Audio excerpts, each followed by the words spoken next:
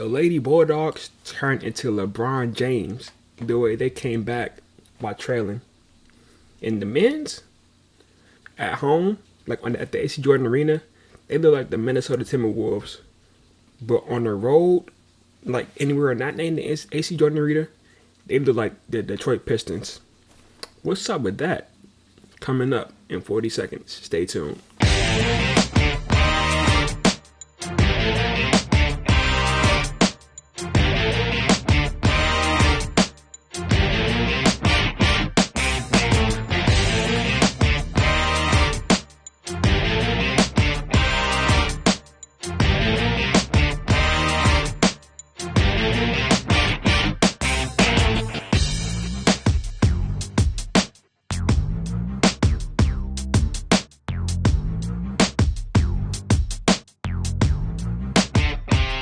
Welcome back to another episode of Bowie State Sports Talks. And the fact that I'm bringing you an episode today says a lot. Because I am busy. Finals, projects, presentations, and finals. Y'all do not know the numbers that I put up at work. Like, I was at work taking customers' orders, and whenever we had no customers, I would go in the office and do nothing but finals and notes for my podcast and notes for the game I got to commentate. Your boy has been busy. So the fact that I got you an episode this week says a lot. Now with that being said, since I'm so busy, I got some of it done at work throughout the weekend, but I still got more to do, right? So this video will more likely not have any B-roll. It's going to be my face, the intro, and the outro. No footage of the games, none of that. That's extra editing that I probably will not have time to do. So, with that being said, the fact that you got an episode today says a lot about how dedicated I am to this. Because I am busy. Too busy. Super busy. Time is not on my side. But with that being said, the Lady Bulldogs are now 6-2. They are on a 4-game win streak. One more win. They'll be on a 5-game win streak. A 5-game win streak is their longest win streak since the 2019-2020 season, where they went 25-5 that season. So Bulldogs are on a good pace currently. But on Tuesday, they defeated Bowie Beacom, and it was not looking good for the Bulldogs during the first quarter. Bowie Beacom, they scored a season high in the first quarter, which was 23 points. Well, no, their season high before facing the Bulldogs in the first quarter was 23 points. But they broke that record when they played the Bulldogs. They scored 25 points in the first quarter and held the Bulldogs to a season low first quarter scoring, which was 11 points. So I was watching the game. I was like, I knew it. This 1-6 team playing us like they 6-1. Because they did the same thing last year. They was 1-5 before they played us, but they played us like they was 5-1. So I was like, I knew it. But second quarter came, and the Bulldogs, they woke up a little bit. Like, they started stretching. They got warmed up a little bit. They hit more shots. They played better defense, but was still down 42-31 at the halftime. At the halftime, they was down 42-31. And on top of that, to make it worse, Bowie Beacom, they hit a buzzer beater 3 at the half. At the buzzer, leading into halftime. So at that time, I was like, that shot just shot the Bulldogs in the heart. They're gonna come out of halftime like, yeah, we lost this game. Nothing we can do. But they came out of halftime, start of the third quarter, putting up a better fight than they did in the first and second quarter. They started the third quarter on an 8-0 run, took up the deficit down to 4 points, and ended the quarter on a 9-2 run to once again cut the deficit back down to 4 points again. They outscored Bowie Beacom 21-14 in the third quarter. So that was a good sight. Then in the fourth quarter, that's where the Bulldogs they made their butter and bread. Is that the saying? Bread and butter. They made their bread and butter in the fourth quarter. The fourth quarter is really what won the game. And like I always say, the fourth quarter make people superstars and make teams good teams. So the Bulldogs did their thing in the fourth quarter. At the 5-minute and 34-second mark of the fourth quarter, the game was tied 64-64. The Bulldogs then went on to outscore Bowie Beacom 18-7 for the remainder of the game and won the game 82-71. Now, like I said, I know you're watching this, Dad. So you see, Bowie Beacom, they beat them the first 3 quarters, but when the fourth quarter came, the Bulldogs, they came back and won.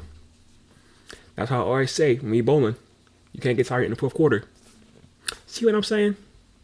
Makes sense now, doesn't it? Like I said, fourth quarter is where superstars are made. So when we bowling and you get tired in the fourth quarter,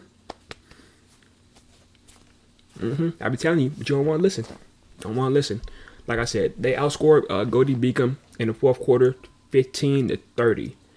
30 points is the most points the Bulldogs score in the quarter this season. For first quarter, second quarter, third quarter, fourth quarter, the most points they score in the quarter this season. They scored 82 points in the game as a whole. 82 points is the most points they scored in the game this season.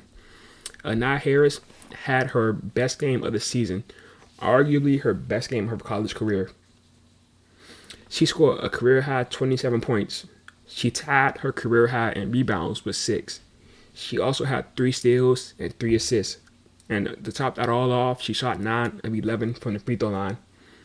Like I said, I feel like that's her best game of her college career. She's now a junior here at Bowie State, so she's been here for 3 seasons. Some may say it's another game.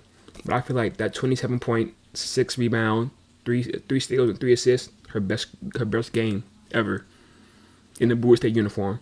I don't know what she was doing in high school, but in the Bowie State uniform, that's her best game ever. And I want y'all to know, she's one of the shortest players, if not the shortest player on the court for either team. And she had the most rebounds on the team for the Bulldogs, tied up with no other than Sanaa Jackson. She got heart. But the Lady Bulldogs, after that game, went on to play their first conference game of the season. And that conference game was against Claflin University. The Bulldogs, they won that game 62-58. One thing to take note of from this game is that Jayla Irvin, she made her way back into the starting lineup. Keep in mind, she started the first game of the season, but after that, she went on the bench. She came off the bench for the next 6 games, and she made it back to the starting lineup this game. But she still struggled to shoot from the field. Once again this game, she shot 3 for 13 from the field, 2 for 7 from deep, and 4 for 8 from the free throw line. But she did have 12 points and 9 rebounds, including some important defensive rebounds down the stretch. Anaya Harris, once again, she went crazy in the first quarter. She scored 8 of Bowie State 15 points. Then she went back to being a human in the second quarter. But in total, I would say this is how the first half went. Claflin, they were on a run. And Bowie State responded to keep it a close game, right? So Claflin opened the first quarter up on a 9-0 run. Then Bowie State answered back and outscored Claflin 15-5 for the remainder of the first quarter. Claflin started the second quarter up on an 8-0 run. Then Bowie State responded back for the rest of the second quarter and outscored them 16-9. So at halftime, it was tied up. It was 31-31. Both teams playing even. But it got ugly in the third quarter. Claflin outscored Bowie State 20-8. Turnovers, missed shots, and fouls. That's the 3 things you need to know about why Bowie State got outscored in the third quarter. They was trailing 39-51 at the end of the third quarter. I thought it was over. I was at work. I had the game in my ears. When they said that score, I was like, yeah, GG, it's over. I was about to turn it off. Good thing I didn't. Because in the fourth quarter, the Bulldogs turned into Pit Bulls. They woke up. Like I said, fourth quarter is where super teams are made. Superstars are made. 2 fourth quarters back-to-back where the Bulldogs did their thing. In the fourth quarter, the Bulldogs went on a 15-2 run the first 6 minutes of the fourth quarter to cut the deficit down to 3 points. Then from that time to the buzzer, the Bulldogs went on to outscore Claflin 8-2 to win the game 62-59. Anaya Harris, she came back alive in the fourth quarter. She scored 12 of her 23 points in the fourth quarter. That's 2 games back-to-back. She had 20 points, 27 points last game against Goldie Beacom, 23 points this game against Claflin. The turnaround from the team from the third quarter to the fourth quarter was crazy. In the third quarter, the Bulldogs shot 2 of 18 from the field, which was 11%, and 1 of 7 from deep.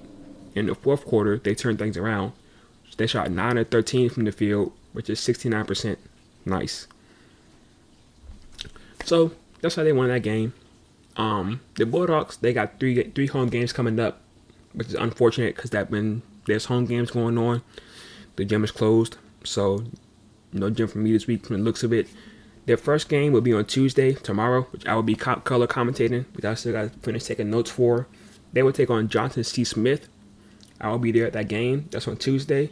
That's when they take on Winston-Salem State on Thursday, and they take on Livingstone on Saturday. Now, to the men's basketball team, this is going to be short because, like I said, I got so much work to do. So I'm not going to go in depth of the game. I'm just going to give y'all a quick review, right? So the men's team, they're currently 4-5 on the season. They're 4-1 at home, 0-4 on the road. They played 3 games since last Sunday, 2 on the road and 1 game at home. Can you guess which ones they won and which ones they lost? You said they won in 1 game at home, right? And the 2 games on the road. You guessed it.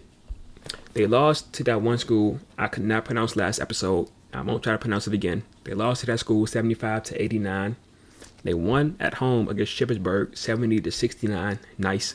And they lost to Claflin on the road 67-82. Since I got to get out of here and go take care of my finals and these projects and these presentations and these notes, I'm going to give y'all quick thoughts and recap about these games. So the Bulldogs, they got lucky against Shippensburg. A Shippensburg player was at the free throw line with like 40 seconds left. The score was 70-68. He shot 1 or 2 from the free throw line, and that made the score 70-69. They were still trailing, so the Bulldogs still up by 1 point. Mark Bradshaw, he then missed the floater with 11 seconds left in the free throw line. 11 seconds left in the fourth quarter. Shippensburg got the rebound. They take it down court. 11 seconds left. They get the rebound, take it down court. When they go down court, they take a layup. They make the layup with 1 second left, but the layup got called back as Anthony Carpenter took a charge. So that was a good charge by Anthony Carpenter, but the Bulldogs still got lucky because they missed that free throw that would have tied the game, and Mark Bradshaw, he missed the floater that would have given them a 3-point lead, and that's when they took a good charge. So it was a good victory because of the charge, but they still got lucky with that missed free throw. So that's just a quick recap of that game. Against Claflin, to put it simple, the Bulldogs, they made a season high 10 threes in the game, but they also turned the ball over 22 times. So with those 22 turnovers, I gave Claflin easy points off of turnovers and easy fast break points. That's basically how they lost that game. Like I said, sorry for the quick recap, but I got to get out of here. The Bulldogs, they take on George Washington University next, and they also got 3 home games against CIAA teams. They first play on Thursday against Winston-Salem. They play on Saturday against Livingstone. Then they play next Monday against Johnson C. Smith. Not this Monday as in today, but they play next Monday against Johnson C. Smith. That's it for this episode. Sorry if it's short and unedited, but these finals weeks, man, this final week, man, it's killing me. I'm still alive. Like, subscribe, and I'm out.